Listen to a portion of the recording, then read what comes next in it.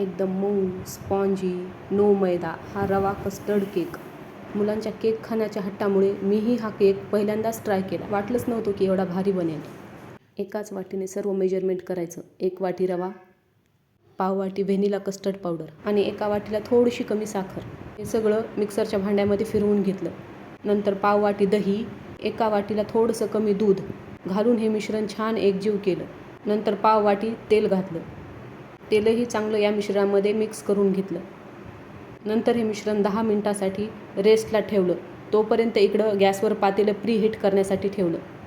10 मिनिटानंतर 1 चमचा baking powder आणि अर्धा चमचा बेकिंग सोडा घातलेला आहे. याला ॲक्टिव्ह करण्यासाठी थोडंसं वरतून दूध घातलं आणि छान मिक्स करून घेतलं.